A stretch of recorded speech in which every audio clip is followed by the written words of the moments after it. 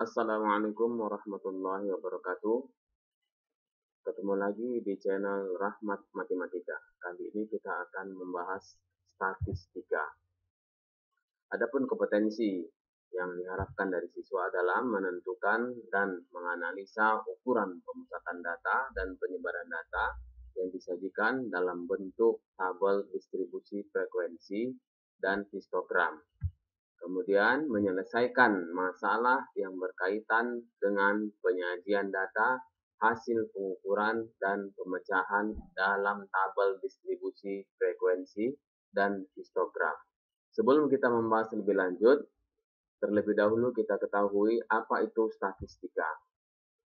Statistika itu adalah ilmu yang mempelajari cara-cara mengumpulkan, menyajikan, dan menganalisis data, serta menarik kesimpulan berdasarkan hasil analisis data tersebut. Jadi tentunya nanti hasil analisis data tersebut dibuatlah kesimpulan. Dari mana? Langkah awalnya tentu mengumpulkan data, kemudian menyajikan, kemudian menganalisisnya. Yang mau kita bahas materi statistika di SMA, MA, ataupun SMK atau matematika wajib adalah berhubungan dengan data. Untuk lebih mudahnya, kita perhatikan dulu diagram alir berikut ini.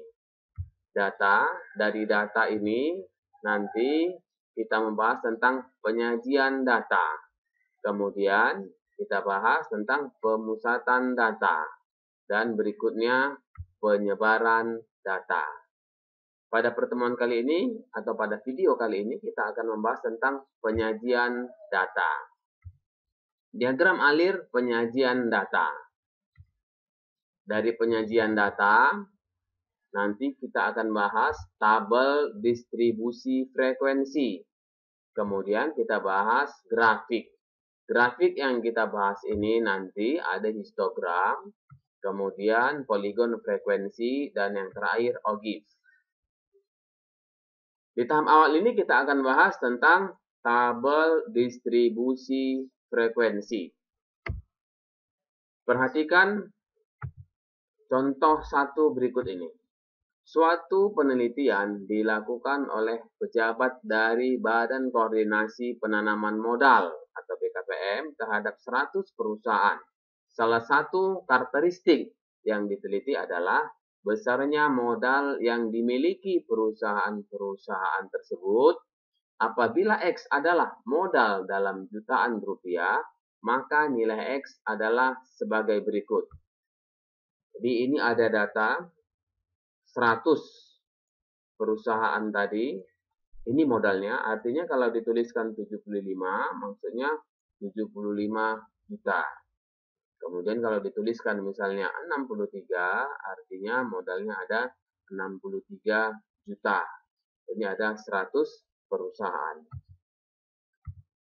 Berdasarkan data pada contoh 1, tentukanlah berapa banyak perusahaan yang memiliki modal antara 30 sampai 39 juta. Berapa persenkah perusahaan yang modalnya antara 90 juta sampai 99 juta? Berapakah rata-rata modal dari perusahaan tersebut? Datanya tadi seperti ini. Kalau pertanyaan itu mau kita jawab dengan data ini, tentu kita akan kesulitan. Untuk mempermudah dalam menjawab pertanyaan-pertanyaan tersebut, maka dibuatlah distribusi frekuensi atau tabel frekuensi. Bagaimana cara membuatnya? Pertama, kita tentukan dulu dari data tersebut. Data terbesar, dalam hal ini 98 pada data ini. Kemudian data terkecil. Data terkecilnya adalah 34. Dari data yang disajikan ini tadi, data yang terkecilnya adalah 34. Ini data terkecilnya. Kemudian kita tentukan jangkauan.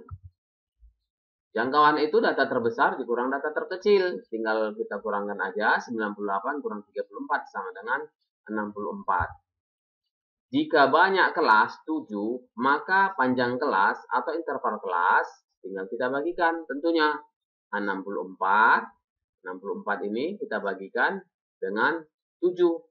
Kenapa? Karena kita menginginkan banyak kelas 7. Jadi kalau menginginkan nanti banyak kelas 8, berarti kita bagi 8. Kita perolehlah 9,143. Kita bulatkan ke atas. Karena kalau dibulatkan ke atas, nanti data terbesar itu mudah-mudahan dia akan masuk ke dalam kelas-kelas yang telah dibuat nantinya. Atau kelas yang terakhir biasanya. Tapi kalau kita bulatkan ke bawah, 9, itu terkadang data yang terbesarnya itu tidak masuk di dalam kelas yang terakhir. Jadi untuk lebih mudahnya kita bulatkan aja ke atas. Berarti panjang kelasnya atau interval kelas kita buat 10. Pada prinsipnya sebenarnya boleh saja kita tentukan banyak kelas. Banyak kelasnya bisa 6, 7, 8, dan sebagainya. Tapi agar data itu lebih mudah dipahami, interval kelas itu diusahakan jangan lebih dari 10 interval kelasnya atau panjang kelasnya. Mungkin nanti peserta didik, anak-anak kami lihat di buku ada menggunakan aturan Stardust. Pakai aturan itu juga boleh, tapi tidak menggunakan aturan itu, kita tentukan langsung, itu juga boleh, tidak masalah, terserah menggunakan cara yang mana. Dengan cara ini tentu lebih mudah kita menggunakannya. Baik, sekarang kita akan membuat tabel distribusi frekuensinya. Kita sudah dapat tadi, data terkecil tadi 34. Berarti interval kelasnya itu di kelas pertama nanti boleh dari 34 sampai tentunya 43 karena dia ada 10. Interval kelasnya 10. Jadi 34, 35 dan seterusnya berarti sampai 43. Jangan ditambahkan. Kalau kita tambahkan aja 34 ditambah 10 menjadi 44 sampai 44. Itu nanti menjadi 11 interval kelasnya. Kenapa? Karena 34-nya dihitung.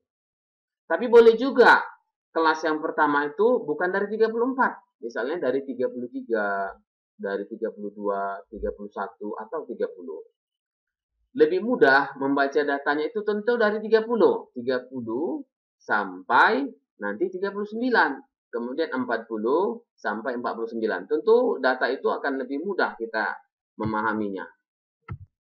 Jadi berdasarkan data pada contoh 1, jika data penelitian dibagi menjadi 7 kelompok atau kelas, maka akan didapatkan distribusi frekuensi di bawah ini. Kemudian ini tabelnya. Tadi kita mulai dari 30. Berarti karena dia panjang kelasnya atau interval kelasnya 10, berarti sampai 39. Kemudian 40 sampai 49, 50 sampai 59. Tentu dengan cara ini akan lebih mudah untuk membaca data-data dibandingkan data yang tadi yang begitu banyak, ada 100 itu. Untuk batas kelas, kita lihat batas kelas yang paling bawah ini 30 dikurangi 0,5. Jadi batas bawahnya itu 29,5. Kemudian yang atas kita tambahi 0,5. Berarti menjadi 39,5. Demikian seterusnya. 40 kurangi 0,5, 39,5. 49-nya ditambah 0,5 menjadi 49,5 dan seterusnya. Untuk nilai tengah, titik tengah, berarti 30 tambah 39. Kita bagi 2. Hasilnya 34,5. Kemudian 40 tambah 49 bagi 2 hasilnya 44,5.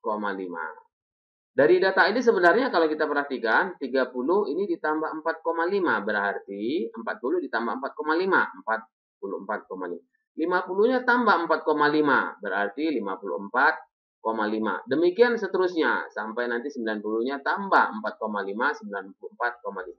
Sedangkan frekuensi itu dari data yang 100 tadi. 30 sampai 39 ada 2 perusahaan yang memiliki modal 30 sampai 39 juta. Demikian seterusnya. Demikian penjelasan bagaimana cara membuat tabel distribusi frekuensi. Mudah-mudahan bermanfaat.